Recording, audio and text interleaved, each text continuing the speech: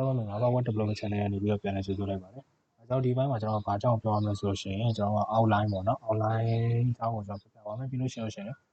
outline ပြီးလို့ရှိရင် box model ပေါ့နော် box model အကြောင်းကိုကျွန်တော်ရှင်းပြအောင်ဖြစ်ပါတယ်။ကျွန်တော်ဗီဒီယိုကိုစလိုက်မယ်။ကျွန်တော်ဒီမှာ HTML file တစ်ခုထည့်ဆောင်မယ်။ outline box model ဆိုပြီးတော့ထည့်ဆောင်လိုက်မယ်။ကျွန်တော်ဒီမှာ HTML5 ဆိုပြီးကျွန်တော်ရေးလိုက်မယ်။ကျွန်တော်ဒီမှာတော့ outline လို့ပဲရေးလိုက်မယ်။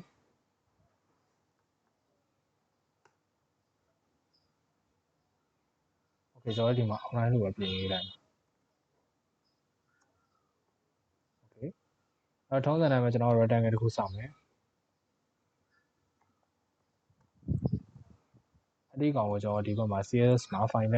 name တစ်ခုထည့်ဆောင်မယ်။ .rectangle rectangle ကိုကျွန်တော်ပြင်မယ်။ပြင်မယ်ဆိုရှင် width ကျွန်တော်က100 pixel height 100 pixel လို့ရှိရင် background color ကိုကျွန်တော် red ထားလိုက်မယ်။လို့ရှိရင်ကျွန်တော်ဒီဘက် outline မှာကျွန်တော်က HTML မှာကျွန်တော်က CSS outline CSS ကိုကျွန်တော်ကလာချိန်မယ်ပေါ့နော်။ outline ရဲ့ link CSS ကျွန်တော်က CSS ထဲက outline.css ကိုကျွန်တော်လာချိန်မယ်။ပြီးလို့ရှိရင်ကျွန်တော်အဲ့ကောင်ကို run ကြည့်မယ်။run ကြည့်မယ်ဆိုတော့ကျွန်တော် gradient runner တဲ့ကောင်ကိုကျွန်တော်က outline outline.html ဆိုတော့ပြောင်းလိုက်။ဒီမှာကျွန်တော်တို့ဒါ create လုပ်ထားတဲ့ကောင်လေးရတာ။အဲ့တော့ outline ဆိုတာဘာလဲပေါ့နော်။ outline ဆိုတာကျွန်တော်ကဘာလဲဆိုလို့ရှိရင်လုပ်ကြည့်လိုက်မယ်ပေါ့နော်ကျွန်တော်ဒီမှာ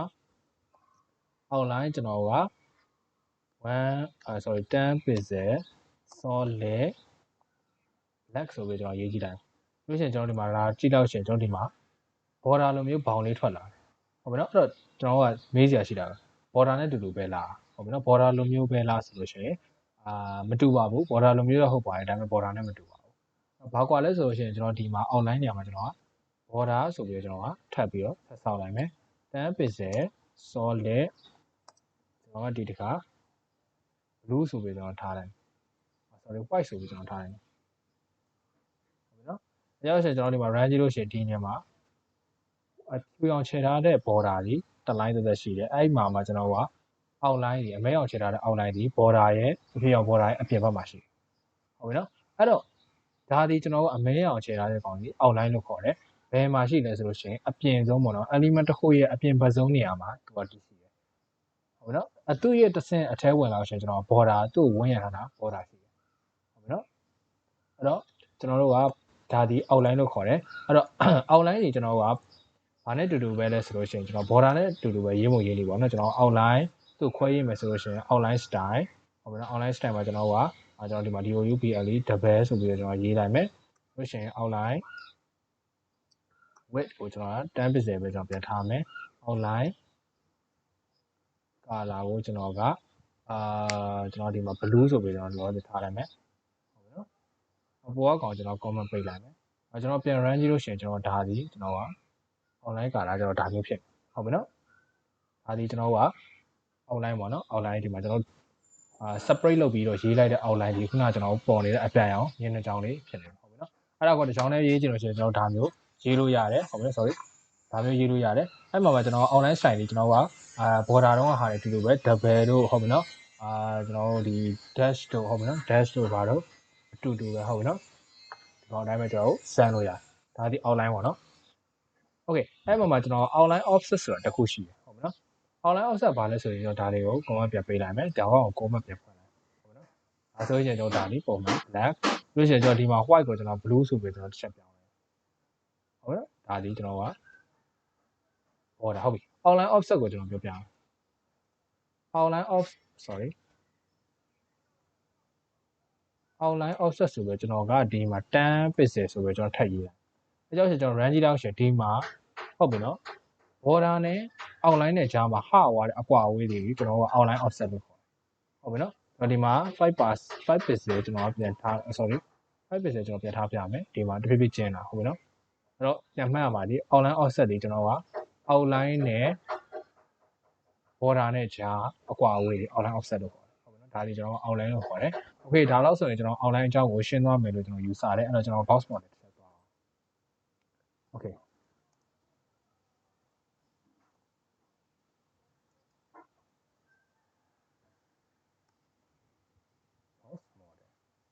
MOD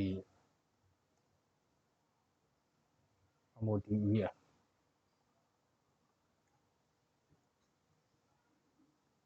okay box model ကဘာလဲဆိုတော့ကျွန်တော်တကယ်ရှိတဲ့ဟုတ်ပြီနော်တကယ်ကျွန်တော် element တစ်ခုရဲ့တကယ်ရှိတဲ့ actual width နဲ့ height ကိုကျွန်တော်တွက်ထုတ်တာပေါ့နော်ဥပမာအပြင်ဘယ်လိုမျိုးလဲဆိုလို့ရှိရင်ကျွန်တော်ကထားပါတော့ကျွန်တော်ဒီမှာပတ်တင်ဟုတ်ပြီနော်ပတ်တင်10 pixel ထည့်မယ်ပြီးလို့ရှိရင် margin 10 pixel ထပ်ထည့်ဟုတ်ပြီနော်ကျွန်တော်ဒါဒီကျွန်တော်ကဒီ element width ပေါ့ဒီ element ရဲ့တကယ် actual width ပေါ့နော် box model actual width ကဘယ်လောက်ရှိလဲဆိုကျွန်တော်တွက်ထုတ်အောင်အဲကြောင့်ရှင်ကျွန်တော်သူ့ရဲ့ width ဘယ်လောက်ရှိလဲကိုကျွန်တော်မင်း actual width ဘယ်လောက်ရှိတယ်ကိုမင်းကျွန်တော်100 pixel လို့ကျွန်တော်တော့ပြောလို့မရတော့ဘာဖြစ်လို့လဲဆိုတော့ကျွန်တော်ဒီမှာကြည့် expert ကျွန်တော်ထောက်ပြလိုက်မယ်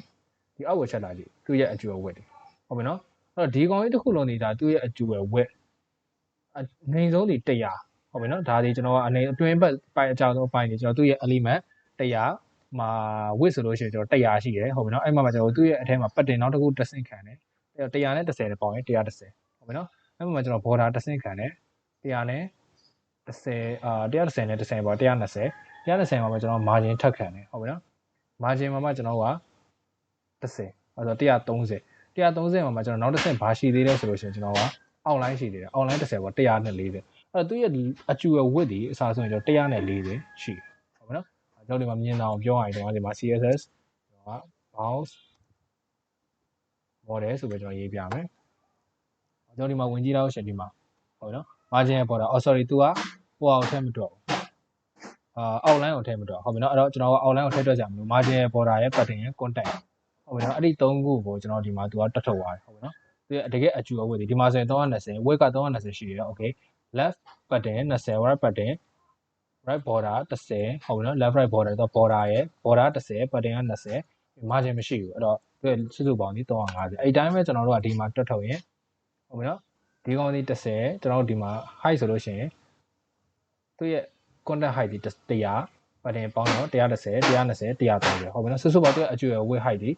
130ပတ်ချလည်းရှိတယ်ဒါဒီကျွန်တော်က box model လို့ခေါ်တယ်ဟုတ်ပြီနော်အဲ့တော့တကယ် actual width height ကိုကျွန်တော်တွက်ချင်လို့ရှိရင်ကျွန်တော်ခုနပြန်ပြောရင် ACTU ရဲ့ actual ထားပါတော့ width height ကိုတွက်ချင်လို့ရှိရင်ကျွန်တော်ကသူရဲ့ width height ရှိမယ်ဘာထပ်ပေါင်းမလဲဆိုလို့ရှိရင်ကျွန်တော် border sorry pattern ထပ်ပေါင်းမယ်ပြီးရင် border ပေါင်းမယ်ပြီးရင် margin ပေါင်းမယ်ဟုတ်ပြီနော်ဒါဒီကျွန်တော်သူ့ရဲ့ actual width height ကို box model ကျွန်တော်တွက်ထုတ်တာဟုတ်ပြီနော်အဲ့တော့ box model အကြောင်းကိုလည်းကျွန်တော်ရှင်းမယ်လို့ထင်တယ်ပြီးတော့ outline အကြောင်းကိုလည်းရှင်းမယ်လို့ထင်ပါတယ်အဲ့တော့ဒီဗီဒီယိုကဒီလောက်ပါပဲကျွန်တော်နောက်ဗီဒီယိုမှာနောက်ထပ်သင်ခန်းစာတွေကိုဆက်ပြောပြအောင်အားလုံးကျေးဇူးအများကြီးတင်ပါတယ် web development channel